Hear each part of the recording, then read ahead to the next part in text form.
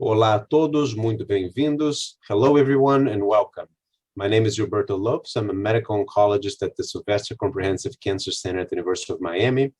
And today it is my pleasure to be able to chat with Dr. Lori Pierce, who is president of the American Society of Clinical Oncology. Dr. Pierce is a radiation oncologist, professor, and vice provost for academic and faculty affairs at the University of Michigan.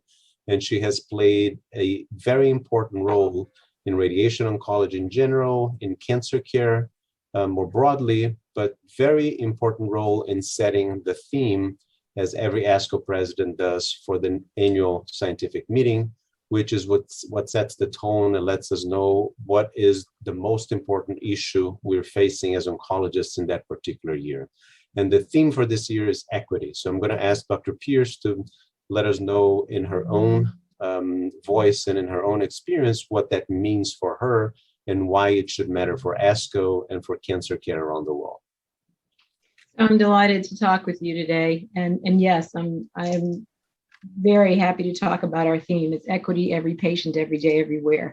I have been very focused on equity of care because obviously we have all of these wonderful therapies, but if they're not utilized for all patients who need them, we're not providing equitable, high quality care.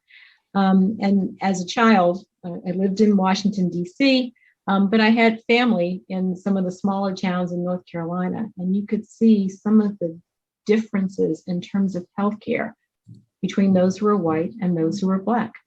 Those who were white had access to so many different types of options for healthcare, and those who were Black did not. And that kind of stuck with me through the years. And of course, as I got older, went to college, went to medical school, and became a radiation oncologist, we are all acutely aware of the inequities in terms of cancer outcomes, certainly in the US and certainly throughout the world. And so it was very clear to me when I was asked what I wanted my theme to be, that I wanted to be one based on equity. And it's interesting because everything that ASCO stands for, as you know very well, has to do with equitable care, giving the best possible care to all cancer patients worldwide.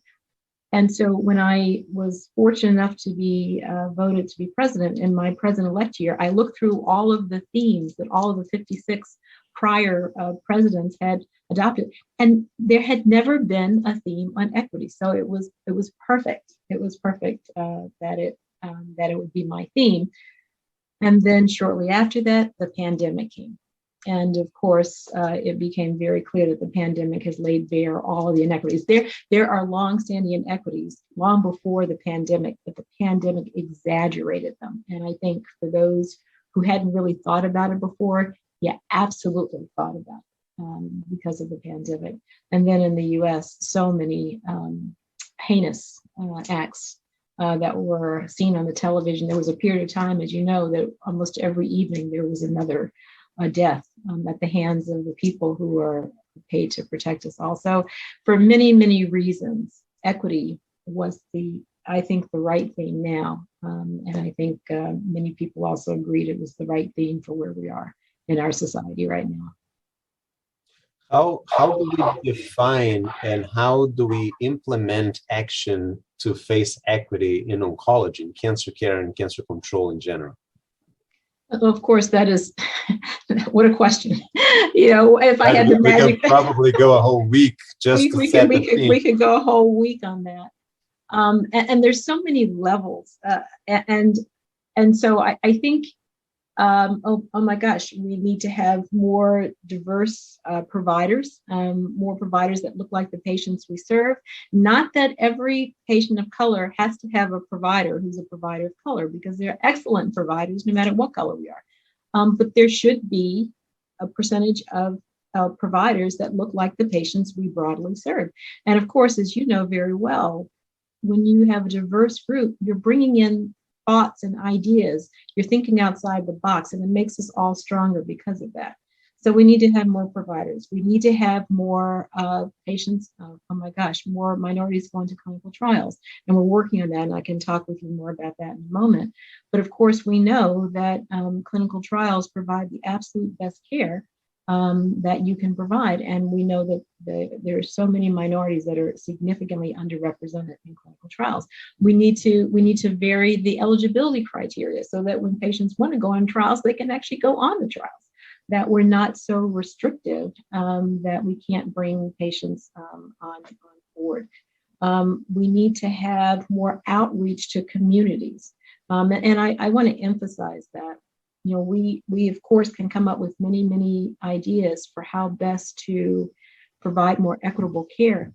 But if you don't talk to people and you don't understand what it is that they're going through and see cancer through the lens of the patient, and it's so important because what may be more relevant in my community may be different for your community, may be different for our colleagues in other countries. So it sounds so simple, but it's so very fundamental to talk to patients, to listen what they say, to understand the barriers that they are facing, so that you know what are the most immediate roadblocks to them being able to receive the best possible care.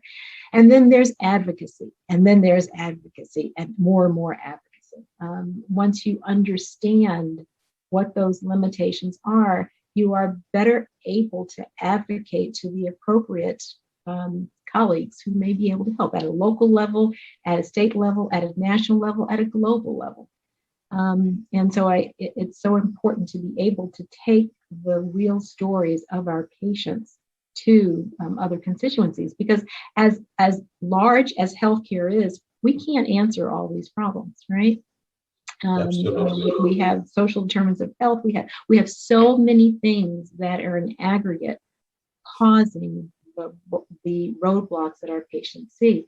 So we need to partner. We need to partner with those who make the laws. We need to partner with academic universities. We need to partner with pharmaceutical companies. We need to partner with others, because this is an all hands on deck kind of thing. And there's need for collaboration. Then I'll say one more thing. I know I'm going on again. This could be a question that we could talk about for a week. No act is too small. I get people who ask me, I couldn't possibly. No. There is no act that is too small in terms of being able to make a difference with equity of care. And it all adds up. And so I just encourage people to listen, to think, and to have dialogue and to act. That's a beautiful thought, and that's a perfect way for us to actually finish. We have come to the conclusion of the time that we are allotted. I just wanted to thank you and to end by saying that, as you said, Dr. Pierce, no act is too small.